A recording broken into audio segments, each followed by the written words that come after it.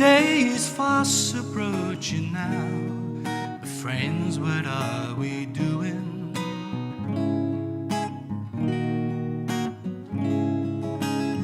With all the sins in our world and the pleasures that it brings,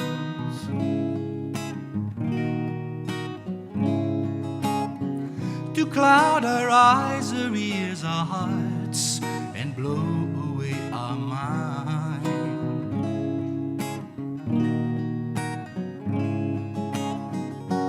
Can we still hear God's voice?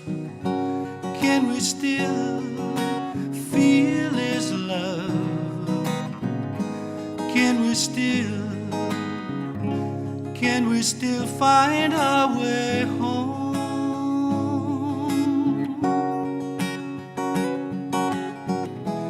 Can we still mend our ways? Can we still be revived again?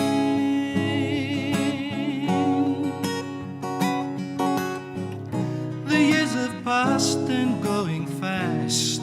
The Lord will soon be here.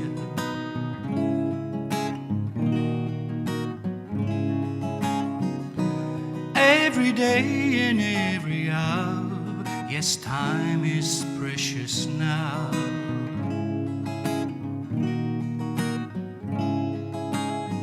Open our eyes, our ears, our hearts.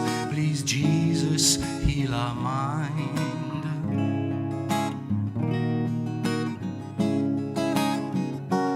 Can we still hear God's voice?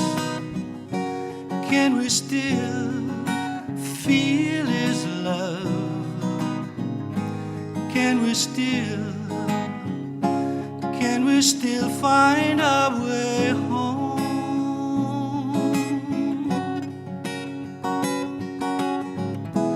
Can we still mend our ways? Can we still be revived again?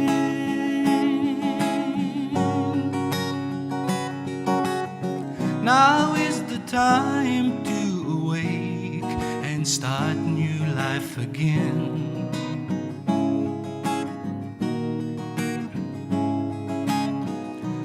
Put aside totally now the idols in our lives.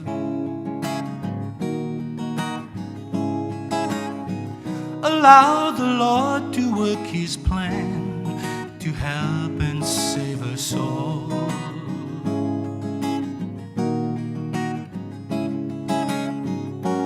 Can we still hear God's voice? Can we still feel His love? Can we still find our way home?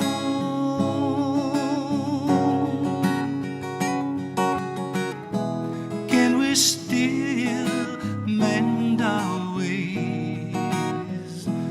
Can we still be revived again?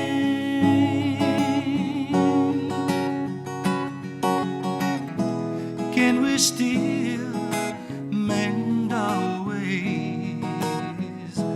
Can we still be revived again?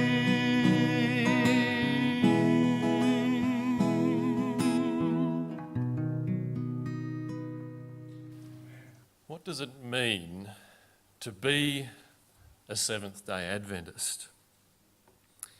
It's a very good question with probably a short answer and a long answer. So let me go somewhere in between.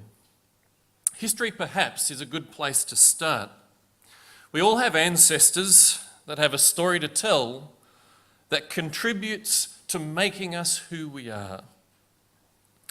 We could begin, for example, with the fact that the Seventh-day Adventist Church, officially formed in the United States in 1863, but that would be merely relating a fact, not the story.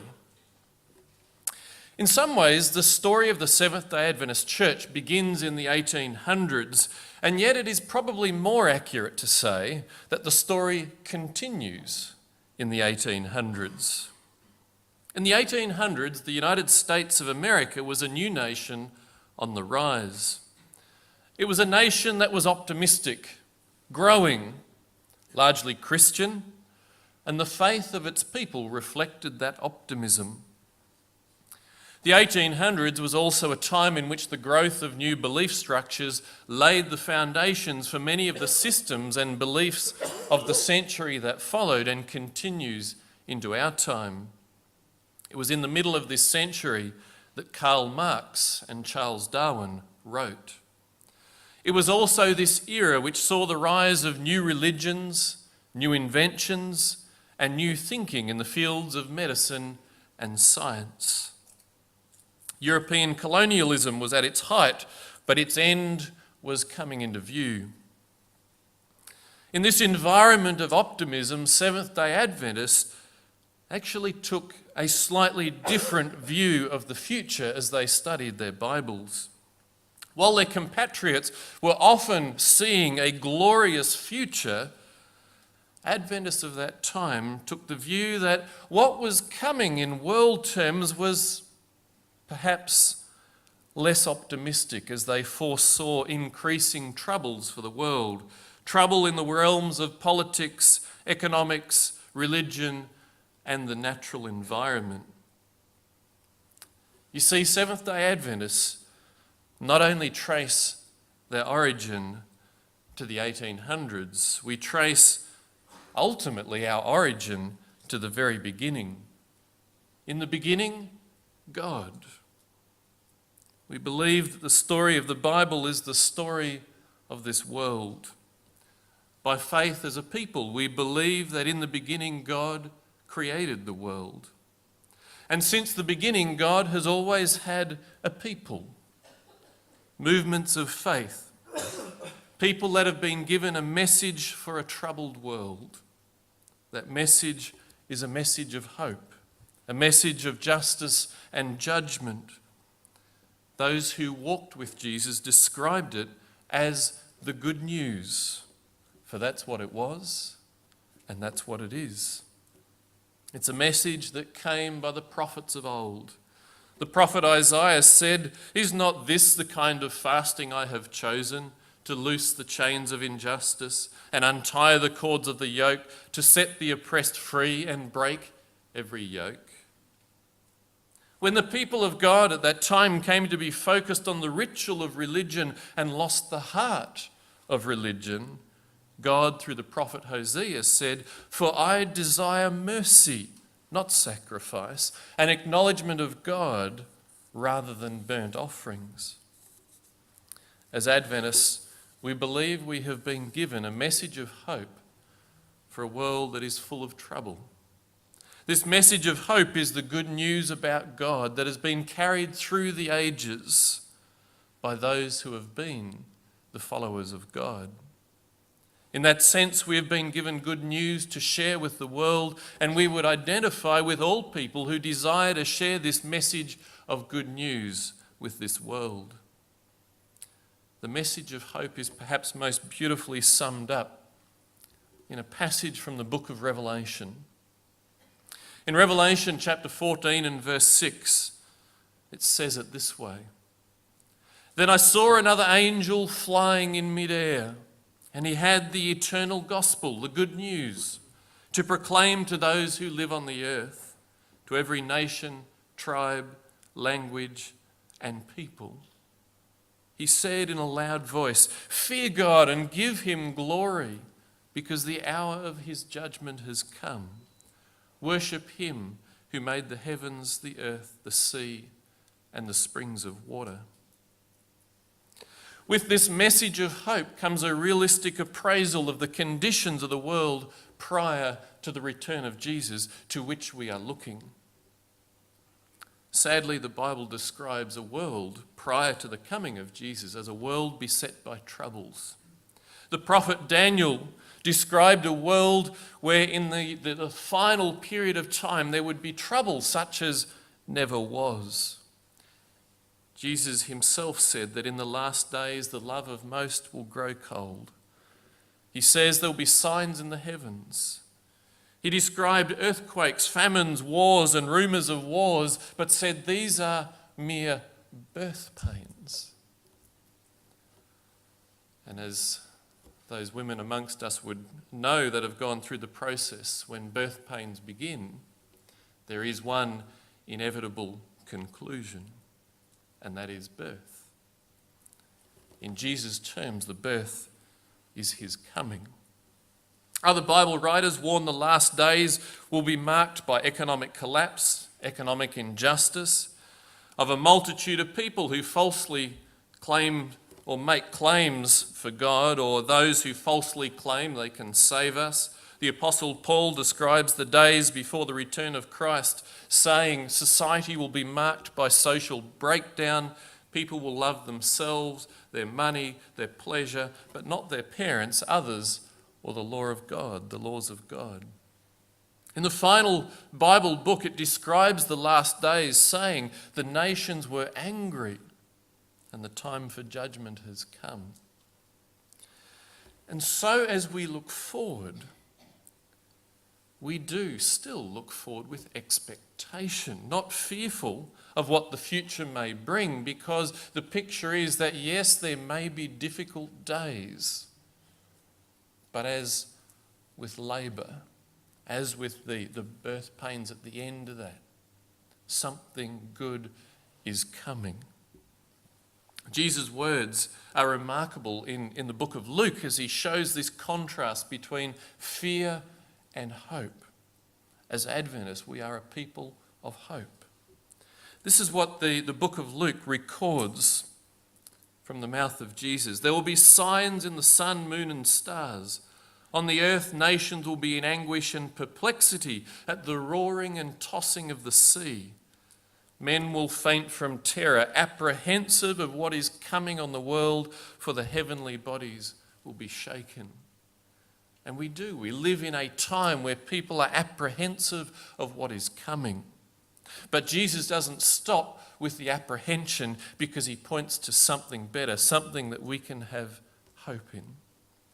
He says at that time they will see the Son of Man coming in a cloud with power and great glory. When these things begin to take place, stand up, lift up your heads, because your redemption draws near. That's the hope of Seventh-day Adventists. That's the hope that we have to share with anyone who will hear. And so we have this expectation, this good news. And this good news revolves around the person of Jesus. He is the past, the present, and the future. We are confident because he has promised that he will come again.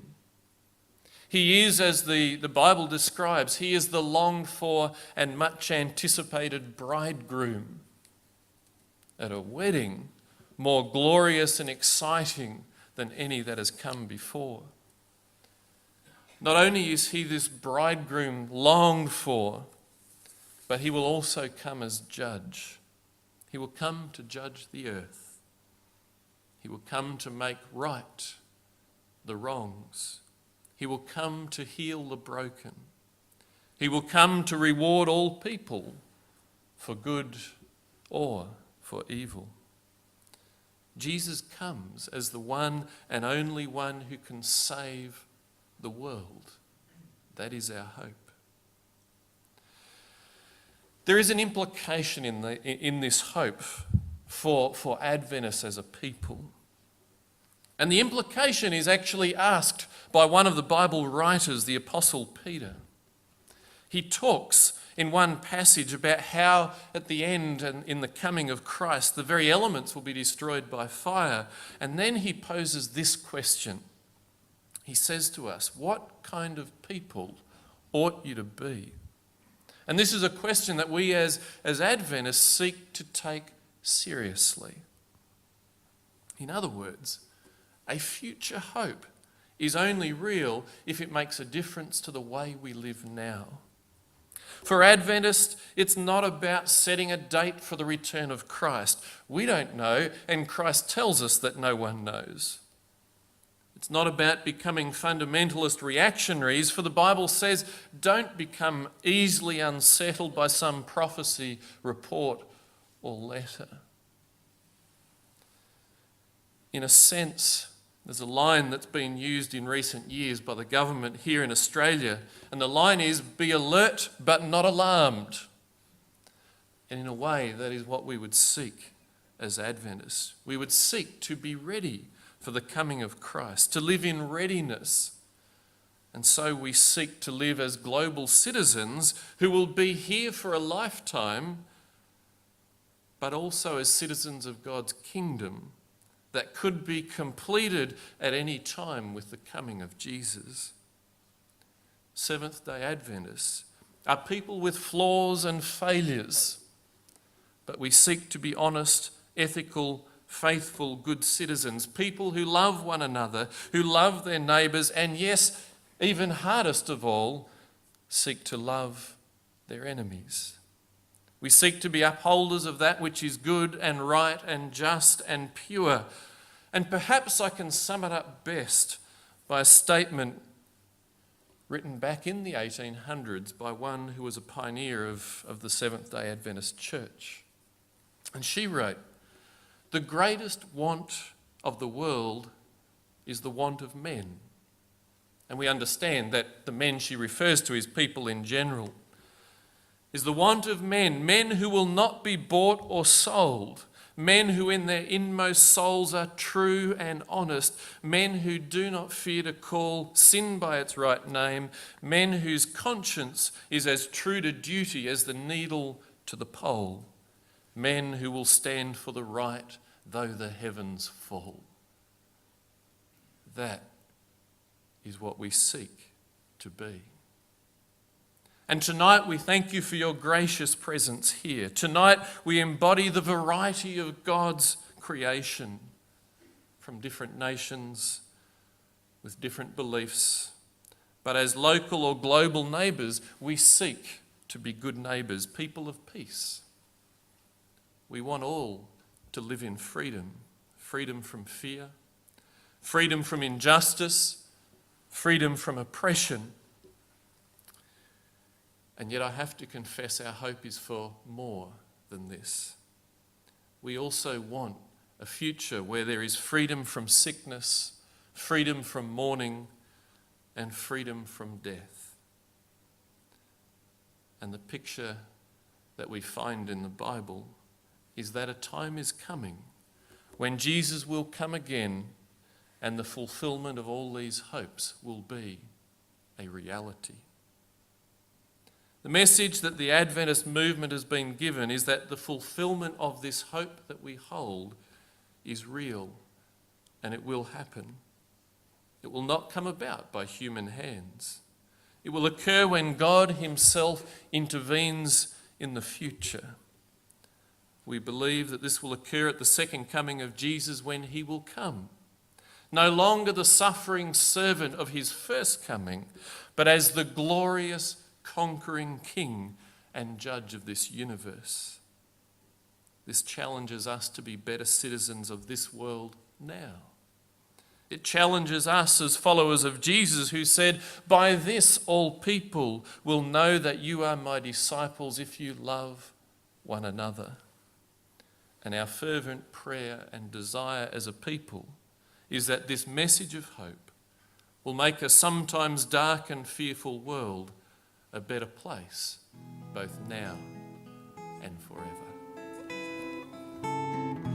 It was made possible and yet so incredible that the God of heaven should come to our world. It is so beautiful to know of this miracle that the God of love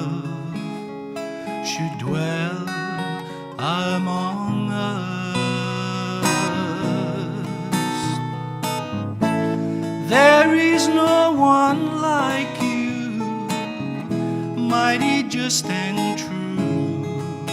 You are real, you are love, life is in your hand. No other hope but you alone can bring. You gave, you saved those who believe in you.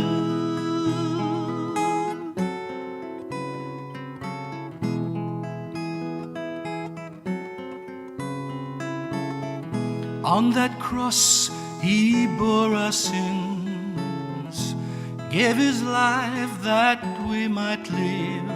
The pain he endured for you and for me.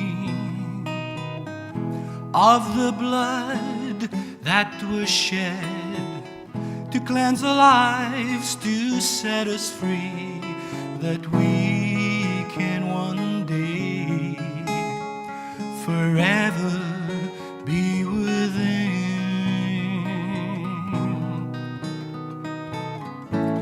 There is no one like you, mighty just and true. You are real, you are love, life is in your hand.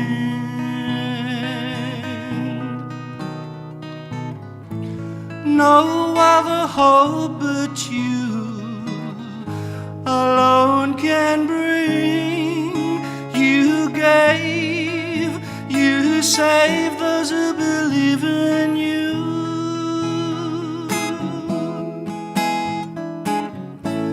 There is no one like you, mighty just and true. You are real, you are love, life is in your hand.